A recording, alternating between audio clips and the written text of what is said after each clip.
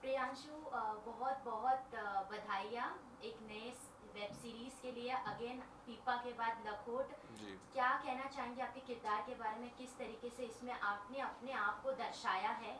जैसे कि हम इतने सारे सीरीज में आपको देखते हैं और आपका किरदार यादगार ही बन जाता है ऑडियंस में, तो इसमें किस तरीके का हम आपका जॉनर देखेंगे? जी, ये आई थिंक मेरे लिए सबसे स्पेशल एक तरीके से इसलिए क्योंकि one of the most complex complicated character कह सकते हैं मैंने प्ले किया है। सबसे लंबा शूटिंग टाइम रहा मेरा। मैंने कभी भी 100 डेज़ का तो शूटिंग स्केड्यूल था, उसमें से 82-83 डेज़ मैंने शूट किया। हम 4 महीने उदयपुर में बस गए थे। और जिस तरह की कहानी लिखी हुई है आई थिंक नवदीप सर ने और देविका भगत ने, वो पढ़ के ही मुझे याद है मैंने ऑडिशन दिया। उसके बाद मुझे बोला गया था कि आप ये स्क्रिप्ट पढ़ लीजिए। मैंने पहला एपिसोड पढ़ा और मैंने बोला यार ये शो तो करना है, क्योंकि किसी भी एक्टर के लिए कमाल का अपॉर्चुनिटी होती है जब इतना कॉम्प्लेक्स मज़ेदार कैरेक्टर लिखा जाता है। और मैं कॉम्प्लेक्स इसलिए बोल रहा हूँ क्योंकि उसके जितने भी रिलेशनशिप्स दिखाए हैं इमोशनली इतने चैलेंजिंग थे। तो बड़ी तैयारी करनी पड़ी। आई थिंक वो तैयारी तो हर रोल के लिए करते हैं, लेकिन इस बार ज़्यादा थी क्योंकि आप 8 एपिसोड तक आपको खींचना है, ऑडियंस को अपने साथ कनेक्टेड रखना है, ऑडियंस को वो फील कराना है कि एक चीज़ जो फील कर रहा है अपने फादर के साथ, अपने भाई के साथ, अपनी लवर के साथ, उसका जो विलन है उसकी लाइफ में उसके साथ, जितने भी कैरेक्टर्स के साथ वो मिलता है। और मेरे सबके साथ कुछ ना कुछ अलग अलग अलग डायनेमिक रहा है कनेक्शंस में। तो बस इसमें बहुत वर्कशॉप्स हुई आई थिंक। इतना इंटेंसिव वर्कशॉप मैंने किसी शो के लिए नहीं किया है, लेकिन नवदीप सर और हम लोग सब लोग बैठे। और ये मैं बोलना चाहूँगा, नवदीप सर ओनली डायरेक्टर जो मैंने देखा कि हमने 1 महीने के वर्कशॉप में हर दिन हमारी वर्कशॉप में बैठे होते थे, हमें बस नोटिस करते रहते थे, जो बहुत ही रेयर होता है। और बहुत अच्छा ये होता है कि वो अंडरस्टैंड कर रहे हैं कि हम भी कैसे हैं एज एन एक्टर। तो सेट पे जब हम जाते हैं ना तो चीज़ें कंफर्टेबल हो जाती हैं बहुत। और फिर मतलब धीरे धीरे सेट पे भी बनती हैं चीज़ें। लेकिन आई थिंक मेरे लिए मैंने बहुत डिटेल में इस चीज़ पे अपना, जैसे मैं कहता हूँ हमेशा कि दिल लगा के काम करने वाली बात होती है, लेकिन इसमें तो सब डाल दिया है। A to Z जितनी एक्टिंग आती थी सब कर ली है। अब होपफुली देखते हैं लोगों को पसंद आएगा कि नहीं। अभी आ रहा है, ऑलरेडी 1 दिन हो चुका है और जो मैसेजेस मुझे आ रहे हैं वो बहुत सुंदर है। अभी भी मैं फ़ोन पे देख ही रहा था, किसी ने मुझे बोला कि this is the best work we have ever seen recent time का। और कुछ लोगों ने ऐसे ऐसी चीज़ें बोली कि तुमने बहुत ही मॉडर्न एक्टिंग कर दी है, बहुत ही डिटेल्ड एक्टिंग कर दी है, जिसको 2-3 बार देखना पड़ेगा कि लेयर्स जो बोलते हैं परफॉर्मेंस में, जिससे कुछ सीखा जा सकता है। तो आई एम हैप्पी कि जो मेहनत थी वो अभी धीरे धीरे बाहर आ रही है। जैसे कि आपका जितना भी रोल देखा है ना, एक्टिंग में तो आपकी मेहनत पर्दे पर दिखती है और इसलिए लोग आपको पसंद करते हैं। लेकिन आपका जो एक्सेंट रहता है, लैंग्वेज रहता है, वो हर सीरीज में बहुत डिफरेंट रहता है। तो उसमें आप किस प्रकार मेहनत करते हैं, उसको परफेक्ट कैसे बनाते हैं? क्योंकि वो रियल नहीं लगता, एकदम रियल लगता है। ऐसा लगता है कि हम उसी जोन में चले जाते हैं। उसके बारे में क्या कहना चाहेंगे? वही जैसा आपने कहा कि उसी जोन में ले जाने के लिए ही, उसको ऑथेंटिक बनाने के लिए, अगर वो मनाली का, हिमाचल का जर्नलिस्ट है, उससे पहले आई थिंक अगर आप आमिर आसिफ की बात बोल रहे हो, वो बांग्लादेशी गैंगस्टर जो बांग्लादेशी ही पूरी मैंने भाषा सीखी थी उसके लिए। और वहाँ के ऑफ कोर्स डायलेक्ट कोच देते हैं हमें, प्रोडक्शन से कोई फिल्म मेकर हमें हेल्प करते हैं, सब हेल्प करते हैं। पर आपको कॉन्फिडेंट होना पड़ता है कि आप ये पुल ऑफ कर दोगे। आई थिंक वो अगेन हेल्प मेरे को मिलती है थिएटर से, स्टेज से। क्योंकि जब मैंने वो एक शो किया था, ताज एक्सप्रेस नाम का म्यूज़िकल शो है जहाँ मैं अराउंड द वर्ल्ड जा जा के शोज़ करता था। तो ये शो हमने फ्रांस में पूरा फ्रेंच में किया था मैंने। तो शो के लिए फ्रेंच सीखी थी। एंड मैंने चाइना में था तो मैंने चाइनीज़ में भी थोड़ी बहुत बातें बोली हैं। मैंने रशिया में रशियन गाना गाया है। तो ऐसे धीरे धीरे लैंग्वेज सीखने का जो एक चस्का है वो हमेशा रहता था। और मुझे भी लगता है कि हर कैरेक्टर को कुछ ना कुछ तो थोड़ा टोनालिटी अगर हम देंगे तो उसके अंदर वो एक मज़ेदार एक आप कहते हैं ना वो एसेंस मिल जाता है। अगर अब अभी अभी मैं भोपाल से रिलेटेड कहानी कर रहा हूँ, लेकिन पूरा ऊपर ऊपर से कर दूंगा तो ऐसा लगेगा कि यार ये प्रियांशु भोपाल की कहानी बता रहा है, लेकिन वो उधर का कैरेक्टर अगर बताएगा तो कैसे बताएगा। तो इसके लिए आई थिंक तैयारी जितनी करें वो उतना अच्छा रहता है। शो में देखा गया था कि आपको बहुत मार भी पड़ी है, बहुत चाटे भी खाए हैं। तो वो कैसा था एक्सपीरियंस, लाइक ऑन स्क्रीन? ज़ोर का था। एक्सपीरियंस तो हमेशा वैसे ही होता है क्योंकि देखो चांटा एक चीज़ है। जैसे ये सवाल मेरी माँ ने भी मुझसे पूछा था जब उन्होंने शहर लकोट देखा कि तुम्हें जब मार पड़ रही थी तो असली में पड़ती है। मैंने कहा नहीं नहीं, जो एक्शन सीक्वेंसेस होते हैं ऑब्वियसली हम लोग रिहर्सल करते हैं, एक्शन डायरेक्टर्स होते हैं हमारे साथ, पैडिंग की जाती है, सब कुछ होता है, साउंड, और वो भी एक एक्ट है। बट हाँ, थप्पड़ असली में लगता है। थप्पड़ का आप कुछ एक्शन के साथ उसकी भी एक टेक्निक होती है, लेकिन वो आप रीटेक करते करते आप लोग एक बार देखते हो, लेकिन हम लोग तब तक 7-8 बार खा चुके होते हैं। फिर आदत पड़ जाती है उस चीज़ की। मुझे याद है एक सीन में तो इतना हो गया था कि मेरा गाल पूरा लाल हो गया था, और मेकअप से बार बार उसको कवर करना पड़ता था, उस लाल लाल हाथ के मार्क्स थे। पर ठीक है, उस टाइम पे हम घुस चुके होते, उस टाइम पे हमें फ़र्क नहीं पड़ता। मेरे घुटने में 3 बार लग गई है शहर लकोट के टाइम पे, वो इंजर हो गया था। कुबरा ने अपना हाथ तोड़ दिया था शहर लकोट के टाइम पे, उसकी हड्डी टूट गई थी, वो तो बहुत बड़ा कास्ट लेके घूम रही थी। यही है यार, वो एक्टिंग के प्रोज एंड कॉन्स है, लेकिन आई थिंक एक बार हम घुस जाते हैं तो फिर सोचते हैं कि आप अच्छे से करते हैं। प्रियांशु, जैसे कि हमने देखा है आपने इतने सारे किरदार निभाए, इतने बड़े बड़े एक्टर्स के साथ काम किया है, उनके साथ भी आपका काफ़ी कुछ एक्सपीरियंस अलग होगा, या कुछ आप सीखे रहोगे, कुछ गलतियाँ सुधारी होगी। जैसे कि आपने कहा आप एक्टर बनने आए हैं तो वो एक्टर बन के ही जाएंगे। तो ये सवाल मैं पूछना चाहूँगी, what is your strength as an actor? मेरे लिए आई थिंक जो लोगों से मुझे पता चल रहा है, मेरा एक अप्रोच रहा है एक्टिंग करने का, जो लोगों से पता चल रहा है कि मेरे एक तो एक्टिंग में एक्टिंग नहीं दिखती है जो मैं ट्राई करता हूँ, और मुझे भी पसंद नहीं है। जब मैं किसी की परफॉर्मेंस भी देखता हूँ, मुझे अगर उसकी एक्टिंग में एक्टिंग दिख गई, मुझे लगता है फिर वो अपना क्राफ्ट क्यों दिखा रहे हो। मेरा क्राफ्ट मेरे लिए है, मुझे पता है, मुझे वो कहानी में कॉन्सेंट्रेट करना चाहिए। आप कहानी से, और आप इतने इन्वॉल्व हो जाने चाहिए कि वो आप भूल ही जाएं कि आप प्रियांशु को देख रहे हैं। आप उस सिर्फ कैरेक्टर के साथ जुड़े हुए हैं, आप उस कहानी के साथ जुड़े हुए हैं। तो मेरा मेन मकसद है कि कहानी बताना। ये मकसद नहीं है कि मैं अपना को कैमरे में दिखा के स्टाइल मारता रहूँ, वो तो मैं इंस्टाग्राम में भी कर सकता हूँ, वो तो मैं कहीं और पे भी कर सकता हूँ। तो इसलिए लोगों ने बोला कि वो सच्चाई से जिस तरीके से मैं बता रहा हूँ वो लोगों को बहुत पसंद आ रहा है।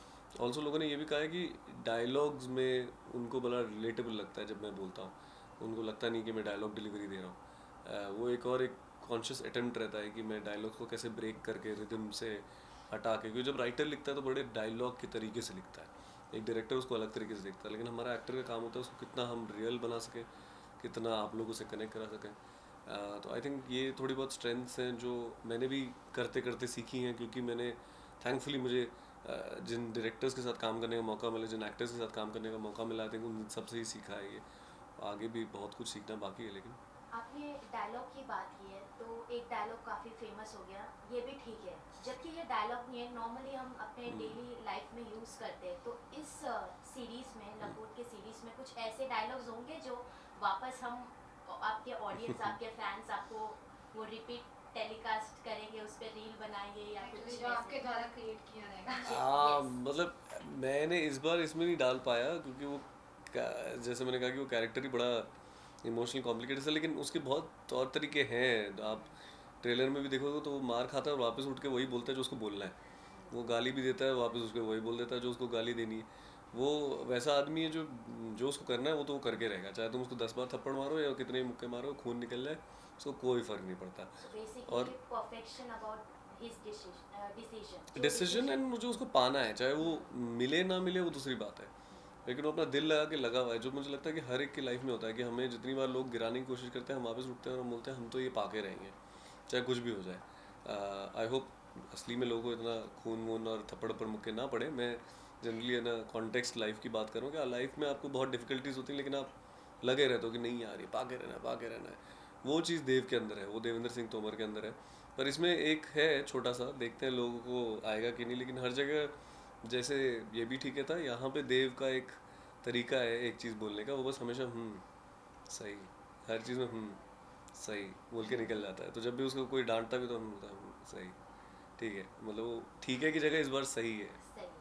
तो ये भी आपने कहीं, मतलब आपका कहीं का पर्सनल एक्सपीरियंस था, या कि आपने राइटर को बोला कि ये ऐड करना है, ये या नहीं फिर नहीं नहीं, ये स्क्रिप्ट पे था, ये ऑलरेडी स्क्रिप्ट में डाला हुआ था। अब आई डोंट नो उन्होंने मेरे आने के बाद डाला या पहले से था, लेकिन इस स्क्रिप्ट में थोड़ा थोड़ा था। फिर हमने उसको कहाँ कहाँ डालना है, कहाँ नहीं आना चाहिए, कहाँ आना चाहिए, वो सोचा, फिर हमने किया है उसको।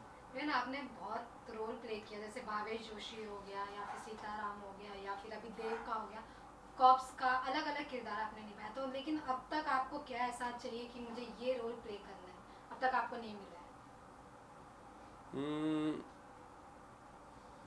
अभी तो बहुत है ऐसे तो, मतलब ऐसा लगता है कि जितना ज़्यादा आप कर रहे हो और तरह तरह के आप लोगों को देखते हो, आप करते रहते हो, मुझे डेफिनेटली दो लोगों के बीच में, जैसे मैंने कहा, मुझे डेफिनेटली एक मसालेदार रोमांटिक फिल्म तो करनी है। मुझे लगता है मैं रोमांस में भी उतना ही अच्छे से इंटेंसिटी ला पाऊंगा और लोग पसंद करेंगे। तो मुझे रोम कॉम स्पेस में या कुछ कॉमेडी स्पेस में भी मज़ेदार कुछ करना है। पर हॉरर भी हो सकता है, एक हॉरर कॉमेडी स्त्री जैसे थी, जो जैसे राजकुमार ने किया था, या बायोपिक्स हो सकती हैं। बायोपिक्स में एक अलग ही काम होता है, जैसे विक्की करता है, सरदार उधम किया उसने, अभी सैम बहादुर किया। तो ये सब चैलेंजिंग भी हो जाते हैं, तो जितने ज़्यादा चैलेंजेस आते हैं आई थिंक वो और ज़्यादा मज़ेदार लगते हैं। जैसे कि आपने अभी बात किया तो आप दो मूवी, बड़ी बड़ी मूवी एक साथ रिलीज हुई है। पर्सनली आप किस, आपके लिए कौन सा फेवरेट है? आप मेरे लिए दोनों हैं एक तरीके से, क्योंकि मैं रणवीर का बहुत टाइम से, बहुत पहले से फ़ैन हूँ, हमेशा रहूँगा। तो एनिमल एक तरह की पिक्चर है जो मैंने ट्रेलर देखते मैंने बोला अरे ये तो देखनी है, यस, और मैं आज ही जाने वाला हूँ, क्योंकि मेरी टिकट बुक हो रखे हैं। फाइनली मुझे टिकट मिल गया उसके, क्योंकि वरना कहीं टिकट ही नहीं मिल रहे थे एनिमल के। पर सैम बहादुर भी बहुत क्लोज है, स्पेशल है, क्योंकि आर्मी बैकग्राउंड से है, मैं आर्मी बैकग्राउंड से हूँ, तो हमें पता है सैम बहादुर मानेकशॉ कितने बड़े हमारे लिए माने जाते हैं और क्यों इतने इम्पोर्टेंट है। और उसको एक बहुत ही इम्पोर्टेंट दोस्त मेरा विकी कौशल उसको प्रेजेंट कर रहा है। तो जब मैंने विकी को बोला भी था कि जिस तरीके से उसने बारीकी से पकड़ा है वो कैरेक्टर, वो बहुत सुंदर है। तो जैसे कि आपने बोला मुझे रोमांटिक मूवी करना है, तो अगर हम जानना चाहेंगे कि आप कौन सी एक्ट्रेस के साथ रोमांटिक मूवी करना पसंद करेंगे? सबका अलग अलग फेवरेट होते हैं। I know but I think अभी इस टाइम पे तो बहुत सारे हैं, ये लोग सभी इतने अच्छे टैलेंटेड हैं कि I really feel like somebody, like मुझे एनर्जी वाइज तो आलिया भट्ट की एनर्जी बहुत पसंद है, तो मैं चाहता हूँ कि उनके साथ अगर कुछ हो सके।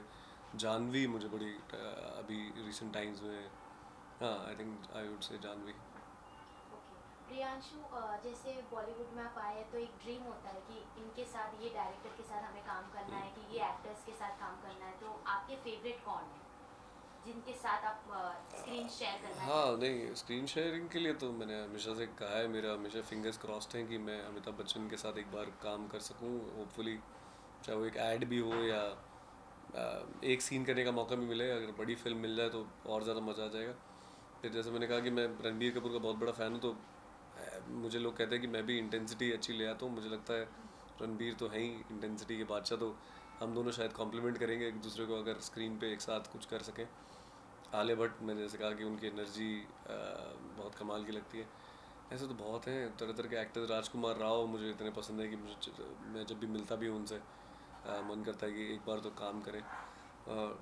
डायरेक्शन में भी आप राजन डी के ले लीजिए, मणि रत्नम ले लीजिए, मुझे तो श्रीराम राघवन से लेकर अनुराग कश्यप को मैंने बोला हुआ है, उन्होंने बोला हुआ है मेरे साथ काम करना चाहते हैं। तो बहुत सारे डायरेक्टर्स हैं जो बोल रहे हैं कि काम करना चाहते हैं, मैं बस वेट कर रहा हूँ कि कब आएगा उनका ऑफर। जी बस बिल्कुल, जल्दी। Fingers crossed and all the best. Lastly fans को क्या कहना चाहेंगे, क्योंकि ये सीरीज एक ऐसा है जैसे कि आपने कहा इसमें आपका अब ज़्यादा दिखाए जा रहे हैं और हमें इंटरटेन करने वाले अपने किरदार से, क्या मैसेज देना चाहेंगे फैंस को, ऑडियंस को? यही मैसेज दूंगा कि इस बार भी मैं ये चाह रहा हूँ कि जिस तरीके से आपने मेरे पहले के भी शोज़ देखे हैं, फिल्म्स देखे हैं, उसी तरीके से आप इसको देखिए। उसमें भी मैंने अपने पूरे दिल से, सच्चाई से काम किया है, मेहनत से इसमें अपना दिलो जान जिसे कहते हैं हम, टाइम लगा के बहुत इसको बनाया है। शहर लखोट मेरे लिए बहुत स्पेशल है, क्योंकि मेरा पहला बड़ा लीडिंग शो है अमेज़ॉन प्राइम के लिए। और मुझे यकीन है कि आपको पसंद आएगा अगर आप आराम से बैठ के देखिए। बहुत लंबे लंबे एपिसोड है, 50-50 मिनट के एक एपिसोड है, लेकिन उसमें इतना कुछ है कैरेक्टर्स के बीच और कहानी में भी, प्लॉट में भी, कि अगर आप लोग के पास टाइम है, आप बिंज वॉच मत कीजिए। सब मुझे पता है सबको अगले दिन काम पे जाना होता है, एक एक एपिसोड करके भी देखेंगे तो आपको बड़ा मज़ा आएगा। और मुझे यकीन है कि उस कैरेक्टर के साथ आप कनेक्ट कर पाएंगे, और कुछ नया तो है उसमें जो मैं लेके आया हूँ। और आपको रुलाऊंगा भी, हंसाऊंगा भी, और खुश तो ज़रूर करूँगा। जैसे कि 2023 आपके लिए काफ़ी अच्छा रहा है, back to back web series आए, मूवीज आए। 2024 में क्या कुछ नया आने वाला है? और जो आपका जो सबसे बड़ा प्रोजेक्ट था मिर्ज़ापुर, लोग उसी का उसका भी वेट कर रहे हैं, उसके वही बारे है, में कुछ अपडेट्स देना चाहेंगे? 2024 आई थिंक कब आएगा वो मुझे को भी नहीं पता है, लेकिन आई थिंक लखोट के बाद नेक्स्ट रिलीज़ वही है मेरा। एंड मिर्ज़ापुर 3 तो one of the main releases जो सब सोच रहे हैं, सब सब वेट कर रहे हैं उसकी। और उसके बाद ये जो शो मैं अभी फ़िलहाल शूट कर रहा हूँ, पान पर्दा ज़र्दा, जो भी मिर्ज़ापुर के डायरेक्टर के साथ ही है, तो वो भी बहुत ही मज़ेदार शो हम कुछ बना रहे हैं, बहुत ही मसालेदार है। उसमें भी लोगों को बड़ा मज़ा आएगा, बहुत अच्छी कहानी है। Thank you so much. Thank you. पर जब आंसर दे रहे होते ना आप लोग बीच में नहीं कर सकते वो